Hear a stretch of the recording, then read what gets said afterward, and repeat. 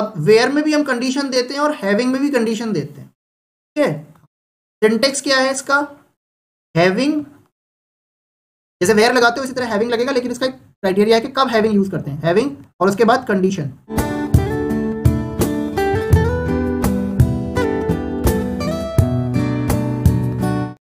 Where कब use होता है जरा बताओ, what is the significance of where clause?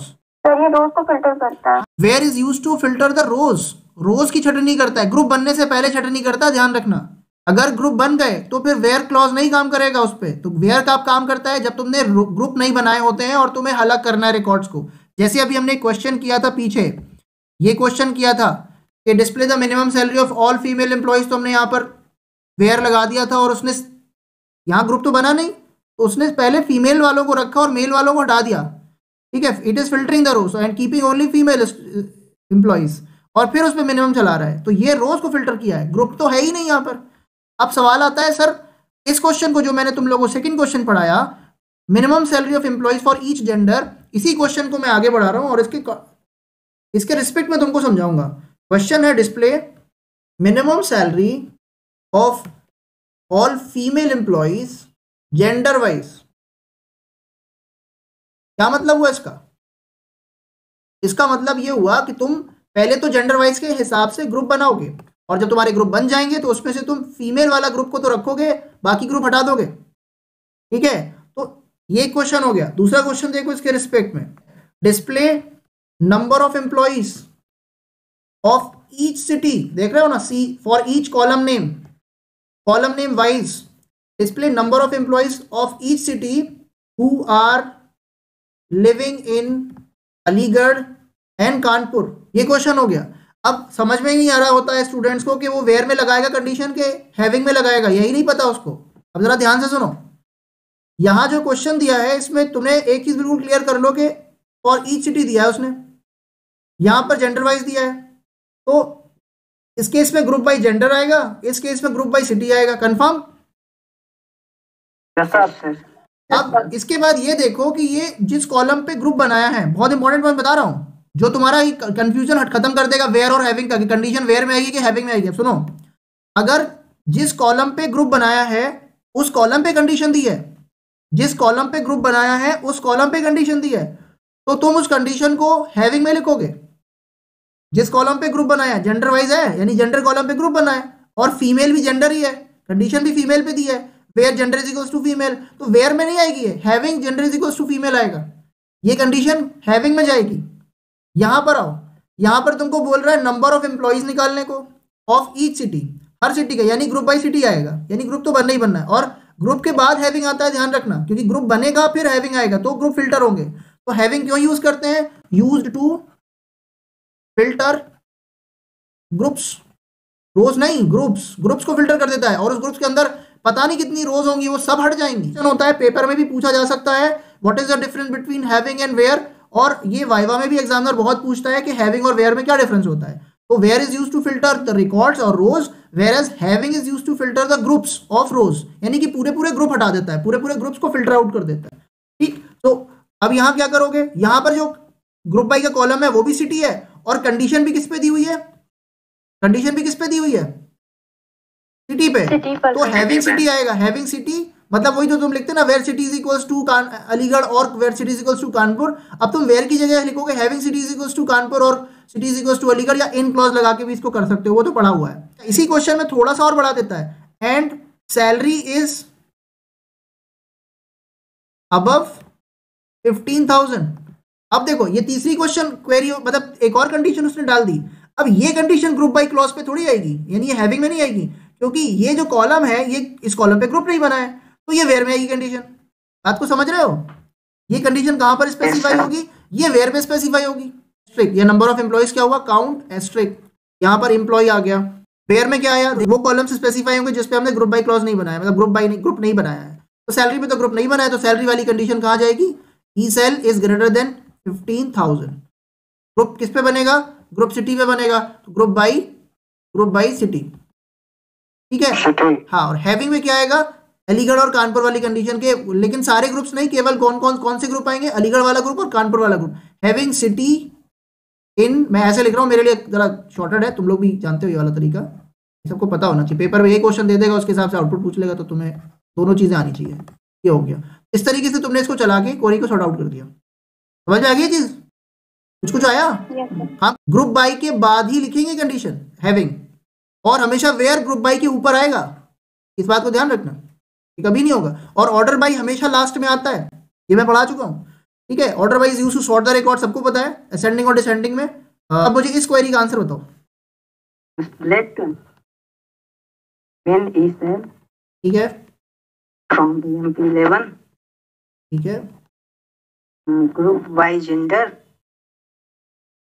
having gender is equal to female. बिल्कुल सही। यहाँ कोई वेयर नहीं आएगा? नो सर, बिल्कुल पहले सही। वेयर आएगा बाद में ग्रुप बाय। नहीं तो बेटा यहाँ वेयर है ही कहाँ? यहाँ कोई और कॉलम पे कंडीशन दी कहाँ है जो हम ग्रुप वेयर लगाएं? समझ में आ रहा है ना? हाँ, हैविंग आएगा ना, हैविंग। हाँ, हैविंग में आएगी, लेकिन ये भी इस बात को भी क्लियर कर लो कि अगर वेयर होता तो यहाँ लिखा जाता, कोई कंडीशन किसी और दूसरे कॉलम पे दी नहीं है तो फिर हम वेयर लगाएंगे ही नहीं। तो ग्रुप बाई, और यहाँ पर फिर हमने क्या लिखना है? जेंडर। ठीक है, having gender is equal to female. और अभी हम इसको प्रैक्टिकली रन भी करेंगे। Having gender is equal to female. समझ में आ गई सबको? Yes sir. Minimum salary of all employees gender wise, minimum salary of all employees gender wise. Gender wise का मतलब यहाँ पर ये नहीं आएगा, ये मतलब सॉरी सर, क्या group by gender wise minimum salary of all employees. पहले तो तुम ये देख लो कि जेंडर वाइज मिनिमम और मैक्सिमम सैलरी क्या है। यहाँ हमने जेंडर दे दिया, और जब हम इसको रन करेंगे तो ये हमको दोनों की मिनिमम सैलरी दिखा रहा होगा। ये देखो, मेल की और फीमेल की दोनों की मिनिमम सैलरी यहाँ पर आ रही है। अब क्वेश्चन में क्या कह दिया? क्वेश्चन में उसने कह दिया कि ऑल फीमेल एम्प्लॉइज, मतलब उसने क्राइटेरिया ऐसे लगा दिया, ये नहीं कहा where the employees are female, उसने उसको थोड़ा चालाकी से एडजस्ट कर दिया। हैविंग लगेगा क्योंकि जिस कॉलम पे कंडीशन दी है वो कॉलम ग्रुप बाई कॉलम है। और ये ध्यान रखना, जो कॉलम ग्रुप बाई कॉलम होगा, अगर उस पर कोई कंडीशन होगी तो वो वेयर में नहीं आएगी, वो हैविंग में आएगी। यही फर्क है। टीचर पूछता है तुम्हें कैसे पता है कि कंडीशन हैविंग में लिखनी है कि वेयर में लिखनी है? तुम्हें कहाँ से पता? क्या लॉजिक है उसका? तो तुम उसको यही बताओगे कि अगर ग्रुप बाई कॉलम पे कंडीशन दी होगी, यानी जिस कॉलम पे ग्रुप बना है उस पे कंडीशन है, तो वो हैविंग में आएगी, और इसके अलावा कोई और कॉलम है तो वो वेयर में जाएगी। और यहाँ पर हम लिख दिया जेंडर। अब देखना हमारा जो आउटपुट आया था ना, उसमें तुम लोग को दिख रहा है, दोनों दिख रहे हैं ना। आउटपुट जब लिखोगे जेंडर इज इक्वल्स टू सिर्फ फीमेल। अब जब हम इसको चलाएंगे, देखो हमारा सिर्फ आंसर फीमेल का आएगा। तो आंसर। और दूसरा क्वेश्चन क्या है? Display number of employees of each city, ये वाला करेंगे। नंबर ऑफ एम्प्लॉइज पूछ रहा है तो आंखें बंद करके ध्यान रखना, काउंट एस्ट्रिक ही लगाओगे। ऑफ ईच सिटी, अच्छा फ्रॉम क्या लिखें? BMP11। अब सर ने ईच सिटी दे दिया है, इसका मतलब है सिटी वाइज करना है। इसका मतलब हो गया कि हम ग्रुप बाई लगाएंगे, तो हमने यहाँ लगाया ग्रुप बाई और सिटी दे दिया यहाँ पे। ये हमको देगा सारी सिटीज और हर सिटी के हिसाब से कितने एम्प्लॉइज हैं वो काउंट करके दिखा देगा। अब हम जब इसको हिट करेंगे तो देखो आ रहा है हमारा डेटा, अलीगढ़, कानपुर, न्यू दिल्ली। हमारे पास 3 ग्रुप्स आए, और उसमें पहले में 3 रिकॉर्ड है, दूसरे में 2 रिकॉर्ड है, दूसरे और तीसरे में। तो ये क्या हुआ? ये हुआ number of employees in each city. यहाँ तक सबको समझ आ गई? अब उसने यहाँ से चेंज करना शुरू कर दिया। वो कहता है number of employees in each city who are living in मतलब सिटी कॉलम पे कंडीशन दे रहा है, who are living in Aligarh and Kanpur. उसको और दूसरी सिटी से मतलब नहीं है। अब हम वेयर पे नहीं दे सकते कंडीशन, क्योंकि उस कॉलम पे ग्रुप बन चुका है, कंबाइन कर दिया, पैकेज बना दिया उसका।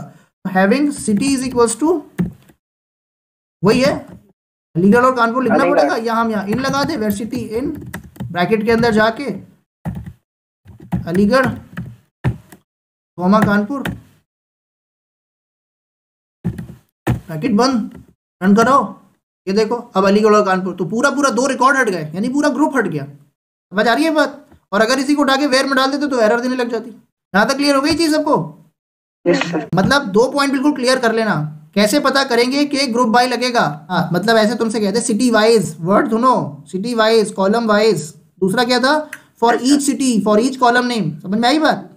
For each gender wise. ये वर्ड सुनो ध्यान से, स्टार्ट्स विद, एंड्स विद और कंटेन्स की तरीके से ये वर्ड्स हैं जो तुम्हें बता देंगे कि तुम्हें क्या करना है। ठीक है, ग्रुप बनाना है कि नहीं बनाना। मोस्टली थोड़ा सा विवेक का भी इस्तेमाल हमको करना पड़ेगा, एक चीज। और फिर अगर उस पर कंडीशन दी है, उस कॉलम पे कंडीशन दी हुई है, तो फिर तुम जाओगे हैविंग में। और अगर इसके अलावा किसी कॉलम पे कंडीशन, जैसे सैलरी वाला होता क्लॉज, तो फिर वो उसी हिसाब से डील होता।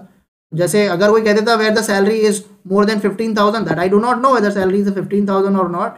यहाँ पर किसी की सैलरी यहाँ है किसी की सैलरी। अब देखो तुम्हें मजा आएगा, यहाँ पर चीज दिखाता है। इस क्वेश्चन में एक ट्विस्ट कर रहे हैं क्या, जो हमने यहाँ लिखा था ना, तीसरे नंबर पे क्वेश्चन दिया था, यहाँ पर है salary is more than and salary is above 15,000। Last query, display the number of employees each city who are living in Aligarh and Kanpur. और आगे क्या लिख रहा है, सैलरी इज अबव 15,000। तो ये कॉलम हैविंग में नहीं जाएगा कि एंड लगा के लिख दो e sal is greater than 15,000 having के अंदर ना, क्योंकि ये नॉन ग्रुप बाई कॉलम है, ये वेयर में जाएगा। अब देखो, और तुम्हें एक चीज और बताते हैं, जरा गौर से देखो। यहाँ एम्प्लॉय की टेबल में 15,000 की सैलरी के ऊपर 2 रिकॉर्ड है, अलीगढ़ में भी एक रिकॉर्ड है और कानपुर में एक रिकॉर्ड है, पहला और दूसरा, एम्प्लॉय नंबर 10 और 11। इसके अलावा आई थिंक और भी है, नेहा वाजपेयी है, ठीक है, इसका भी है। अब सवाल ये आता है कि सर क्या करेंगे, इनकी तो सैलरी बड़ी हैवी है, तो ठीक है, इनको क्या करना है, केवल इन्हीं को रखना है, बाकी को हटा देना है। तो केवल वही रिकॉर्ड आएंगे जिनकी सैलरी ज़्यादा होगी। अब हम जानबूझ के यहाँ पर जा रहे हैं, सैलरी कम कर देना, इसकी 4,000 कर दे रहे हैं। ये हमने इसकी सैलरी 4,000 कर दी, ठीक है, और इसकी सैलरी भी हमने जो है अलीगढ़ वाले की जो 10,000 है, ठीक है, अप्लाई कर दो, रहने दो, अप्लाई कर दो, अपडेट हो गया, फिनिश कर दो। अब तुम्हें एक चेंज मिलेगा, क्या चेंज मिलेगा कि जब तुम इसमें से अलीगढ़ वाला ग्रुप और कानपुर वाला ग्रुप इंक्लूड कराओगे, अलीगढ़ वाले में ये रिकॉर्ड अभी कितने दिखा रहा था तुमको अलीगढ़ में, देखो आउटपुट में तुम्हें अलीगढ़ में दिखा रहा 3 रिकॉर्ड और कानपुर में दिखा रहा 2 रिकॉर्ड। और अब तुमने क्या किया कि नहीं, केवल 15,000 वाले, तो पहले क्या करेगा, 15,000 वाले रखेगा, बाकी छटनी कर देगा, फिर ग्रुप बनाएगा। तो यहाँ पर क्या करेगा, यहाँ पर 4,000 वाला अलीगढ़ का रिकॉर्ड हट गया और यहाँ 10,000 वाला अलीगढ़ का रिकॉर्ड हट गया। अलीगढ़ में 3 रिकॉर्ड थे, तो अब कितने बचे, उसमें केवल उस ग्रुप में केवल एक रिकॉर्ड बचा, 51,000 वाला। और कानपुर में रहेगा, कानपुर में एक रिकॉर्ड कानपुर में सिर्फ रहेगा, क्योंकि 27,000 वाला रिकॉर्ड कानपुर का, और ये एक फीमेल रिकॉर्ड है, वो आई थिंक 7,000 है, तो वो भी कम है। इस तरीके से तुम्हारे पास केवल एक रिकॉर्ड आएंगे। अब जब अब तुम ये क्राइटेरिया बढ़ा दोगे ना यहाँ पर, तो पहले क्या करेगा, फ्रॉम चलाएगा, फिर वेयर चलाएगा, where e sal is greater than 15,000। सबसे पहले टेबल से डेटा उठाया, डेटा उठाने के बाद उसने सारे इंडिविजुअल रोज में से ये ई सेल को देखा और 15,000 वाले रिकॉर्ड रख के बाकी हटा दिए। मींस वो रिकॉर्ड रखेगा जो 15,000 के ऊपर के होंगे, बाकी को हटा देगा, ठीक है। उसके बाद जो रिकॉर्ड बचेंगे, यानी कि कौन से, यानी कि ये देखो, select asterisk from employee name where e sal is greater than 15,000। और उसके बाद ग्रुप बनाएगा। उसके बाद जब ग्रुप बनाएगा तो 2 ही रिकॉर्ड तो बचे तुम्हारे, और फिर ग्रुप बनाओगे तो कानपुर का एक रिकॉर्ड है, वो एक ग्रुप है, एक रिकॉर्ड वाला एक ग्रुप और अलीगढ़ वाला एक ग्रुप। बात समझ में आ रही है? तो दोनों में क्या आएगा, काउंट एस्ट्रिक में 1-1 आएगा, देखना आया 1-1। हाँ सर आ गया। ठीक है, तो ये तरीका होता है। तो पेपर में एग्जामिनर पूछता है बेटा सबसे पहले इस क्वेरी में कौन सा क्लॉज चलेगा, तो 90% बच्चे बोलेंगे सिलेक्ट। ठीक, कभी नहीं चलता। डेटा कहाँ से आएगा भाई, सिलेक्ट हो तब करोगे जब तुम्हारे पास डेटा होगा। तुम अभी जिस रूम में बैठे हो, हम कह रहे केक खा लो, तो क्या तुम केक खा लोगे क्या, बोलने से केक हो जाएगा क्या तुम्हारे पास, क्योंकि तुमने वहां लिखा है कोई कह रहा है केक खा लो, यानी तुम कहोगे सर हम लाए नहीं तो केक कहाँ से खाएंगे। तो पहले तो वही है ना, डेटा लाओगे, लाने वाला कौन है, फ्रॉम, ठीक है। फिर उसके बाद फिल्टर चलेगा, ऐसे थोड़ी डेटा दिखा दोगे, ठीक है ना, तुम उसमें फिल्टर चलाओगे। फिल्टर चलाने के बाद फिर तुम्हारे पास जो रिकॉर्ड आएंगे उसमें तुम ग्रुप बनाओगे, ग्रुप बनाने के बाद उनकी छटनी करोगे, और फिर सबसे आखिर में सिलेक्ट चलता है। ध्यान रखना, डिस्प्ले का काम सबसे लास्ट में होता है। तुम बताओ प्रिंट आउट पहले ले लेते हो कि पहले लेटर बनाते हो? प्रिंटिंग का काम सबसे आखिर का होता है, जब सारी चीजें रेडी हो जाएंगी तो भाई तब तुम फाइनल प्रिंट लोगे। सिलेक्ट का काम प्रिंट करने का तो है, डेटा को डिस्प्ले करना, डेटा को प्रिंट कराना फाइनल फॉर्म में। तो जब तक तुम्हारा ग्रुप और फिल्टरिंग रेडी नहीं होगी, तुम कैसे इनकम्प्लीट डेटा डिस्प्ले करा दोगे। तो जो सिलेक्ट है वो सबसे लास्ट में चल रहा होता है, बच्चा समझता सबसे पहले चल रहा होता है, और चलता सबसे पहले फ्रॉम है। क्लियर है ना, इस बात को बिल्कुल क्लियर रखना।